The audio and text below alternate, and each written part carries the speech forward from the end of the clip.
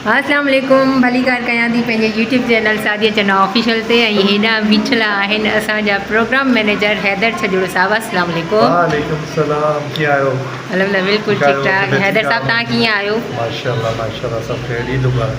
अलाह ख़ैर मुबारक। अल्लाह साईं तव्हांखे ज़िंदगी ॾे ख़ुशि जो आबाद हुजो। आमीन। ऐं ईद जूं छा तयारियूं तव्हांजी थी रहियूं माशाल्लाह आहिनि? ॾाढी तयारियूं बस टीवीअ ते ॾिसो।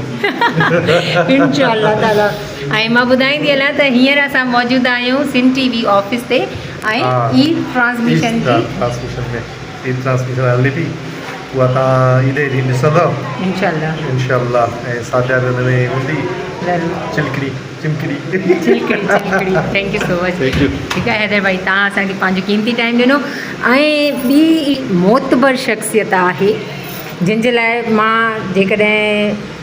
मां इंट्रोडक्शन उन्हनि जो कराए नथी सघां, न मुंहिंजी उहा हैसियत आहे, न मां इन क़ाबिल पंहिंजो पाण खे सम्झां थी। पर उस्ताद माण्हू आहिनि, अलाह साईं उन्हनि खे एतिरी ॾात ॾिनी आहे जो उन्हनि जा सुर सभु ॿुधनि था।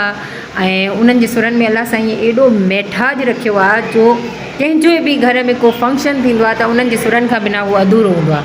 छो जो उन्हनि जो जॾहिं राग हलंदो आहे त घर में ख़ुशियूं थींदियूं आहिनि, सभु झुमरियूं पाईंदा आहिनि ऐं उन्हनि जे सुरनि सां उन्हनि जे घर में बेइंतिहा ख़ुशियुनि में इज़ाफ़ो थींदो आहे। भली ॻाल्हि कयां थी गुलशेर चांडियो साहब खे। अस्सलाम वालेकुम। वालेकुम अस्सलाम। ख़ुशि आहियो? ख़ैरा? तबियतूं सही ने? बिल्कुलु ठीकु ठाक। तव्हां ॿुधायो, तव्हां ख़ुशि लॻा पिया आहियो? अल्लाह सही जा करम लख एहसान आहिनि जो हींअर सिंध टीवी ते वेठा आहियूं। ईद स्पेशल ट्रांसमिशन आहे जंहिंमें माना तक़रीबन तव्हां बि असां सां गॾु आहियो, ॿिया काफ़ी फनकार ॿिया बि गॾु आहिनि। हीअं त तव्हांखे मां पंहिंजो मशहूरु कलाम ॿुधायां थो। यार कयो थम अहिड़ो कराची होश थी वियो आहे गुम। यार कयो थम अहिड़ो कराची होश थी वियो आहे गुम। मां तो चवां मूंसां सिंधी ॻाल्हाए चए थो उर्दू में बोलो तुम। मां तो चवां सुहिणा सिंधी ॻाल्हाए चए थो उर्दू में बोलो तुम। यार कयो थम अहिड़ो कराची में होश थी वियो आहे गुम। मां तो चवां मूंसां सिंधी ॻाल्हाए चए थो उर्दू में बोलो तुम। उर्दू में बोलो तुम ओ जानू, उर्दू में बोलो तुम। उर्दू में बोलो तुम वो सैया, उर्दू में बोलो तुम। वाह वाह वाह वाह वाह वाह। थैंक यू भाऊ, थैंक यू सो मच। ऐं अॼु ईद जी ट्रांसमिशन में तव्हां मौजूदु आहियो। ईद जी तव्हांजी तयारियूं थी वियूं आहिनि? बिल्कुलु बिल्कुलु। बकरो वरितो अथव का में को? शायदि बकरो वरितो आहे, उनखे इंशाल्लाह बसि निमाज़ खां पोइ ते उहो ज़िबह थींदो।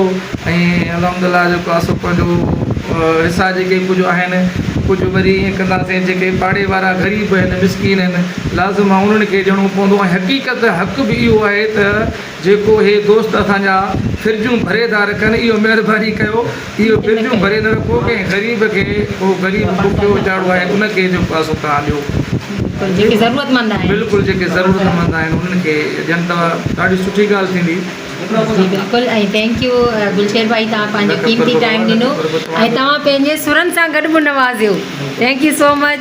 ऐं तव्हांजा जेके बि चाहींदड़ आहिनि उन्हनि जे लाइ ईद जो पैगाम? हा जी, त मां इहो चवणु चाहींदुसि जेके असांजा नाज़रीन आहिनि ऐं जेके ॾिसनि था हीउ प्रोग्राम असांजो, त बिल्कुलु इहो ई चवंदुसि सभिनी खे त पहिरियों त इहो चवंदुसि पाड़े वारनि सां प्यारु कयो। ऐं असल में जेके असांजा दोस्त जेके हिकिड़े हींअर ॾिसो था, असां बि उहे चवंदासीं त महिरबानी कयो ऐं ग़रीब जो ख़्यालु रखो। छो जो अल्हम्दुलिल्लाह अल्लाह साईं सभिनि खे साह हिकु जहिड़ो ई ॾिनो आहे।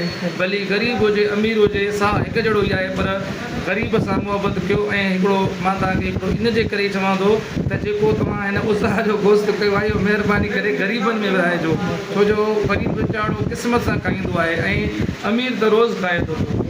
जी सही था चओ। ऐं तमामु सुठो मैसेज ॾिनो आहे गुलशेर भाउ। अञा चइजे त जिन जी सुठी कुनी चढ़ंदी आहे उन्हनि ते इहो हक़ु आहे, उन्हनि जी ज़िमेदारी आहे त ग़रीबनि ताईं उन्हनि जो हक़ु पहुचाइनि।